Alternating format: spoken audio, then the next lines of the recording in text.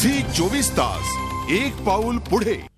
गडकरी अद्याप मुख्यमंत्री झाले नसले तरी त्यांना बाळासाहेबांचा रोखठोकपणा भावला। त्याबाबतची एक आठवण ऐकूया खुद्द गडकरींकडूनच।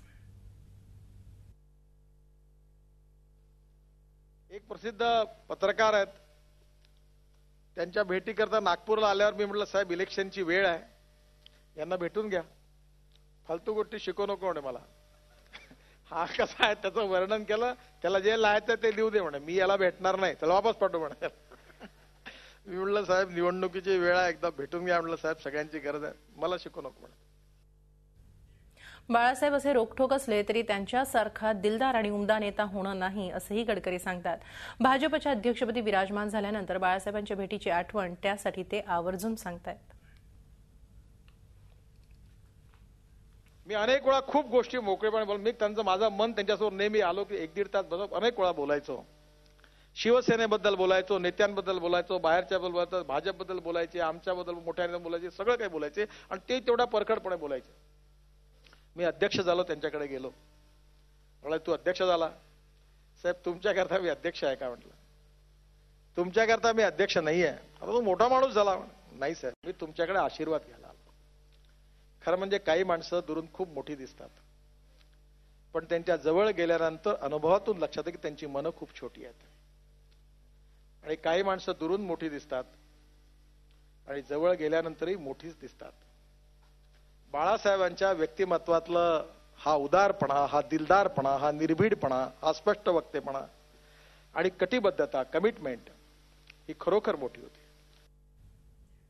गडकरी भाजपचे राष्ट्रीय अध्यक्ष झाले असले तरी एकदा त्यांच्या स्वभावानुसार बाळासाहेबांनी त्यांना एक एक्सचेंज ऑफर दिली होती। काय होती ती ऑफर ऐकूया। बाळासाहेबांच्या मनामध्ये दुसरी महत्वाची गोष्ट होती, त्यांनी सत्ता उपभोगली नाही आणि आपल्या परिवाराकरता मागितली पण नाही। मला आठवतं त्यांनी कधी असं नाही म्हटलं की मला यांना मुख्यमंत्री करायचं। मी एक गोष्ट बघितली की एवढे मंत्री बनले, एवढे मुख्यमंत्री बनले, पण बाळासाहेबांना स्वतः कधी सत्ता उपभोगावी असं कधी वाटलं नाही। सत्तेवर अंकुश मात्र त्यांनी ठेवला आणि ज्यावेळी मी त्यांच्याकडे जायचो त्यावेळी ते छोट्या मोठ्या कामाबद्दल कधी नाही बोलायचे। नेहमी म्हणायचे की मराठी माणसाचा, महाराष्ट्राचा विकास कसा झाला पाहिजे, विकासाबद्दलची, महाराष्ट्राचा विकास होत नाही याची मनामध्ये असणारी अस्वस्थता ही त्यांच्या संवेदनशील मनामधून मी अनेक वेळा बघितली। असा कसा होत नाही रे रोड, काय झालं रे याला, काय करतात मनोहर जोशी, लाव रे फोन त्यांना, थापा फोन लाव। लगेच माझ्यासमोरून मी म्हटलं, सर ते सर प्रयत्न करून राहिले, 3 वेळा गेले, ते प्रधानमंत्री काही एन्व्हायरमेंट फॉरेस्ट क्लिअरन्स देत नाही, लाव फोन। नाही साहेब ते प्रयत्न, लाव फोन। लगेच का मनोहर पंत काय झालं, का नाही मिळालं त्याचं अप्रुव्हल? सर 3 वेळा प्रधानमंत्र्यांना भेटले। सर माझ्या स्वभावाचे नव्हते, मी बाळासाहेबांच्या गुणांच्या बरोबर चालणार, सरांचा स्वभाव सुसंस्कृत होता, त्यामुळे सर त्या प्रधानमंत्र्याला एकदा फक्त चिडलेले पाहिले। मी सरांनी जास्तीत जास्त काय बोलू शकतात तेव्हा बघितलं, तुम्ही यशा रोडला देखील परवानगी देत नसाल तर या सरकारला पुढे काय करायचं असं ते सुसंस्कृत भाषेत बोलले। मला संधी मिळाली असती तर मी त्या प्रधानमंत्र्यांची तशी केली, कंटाळून गेलो होतो।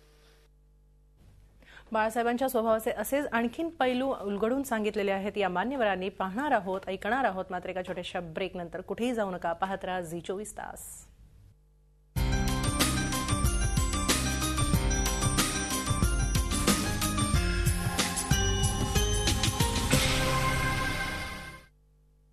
झी 24 तास एक पाऊल पुढे।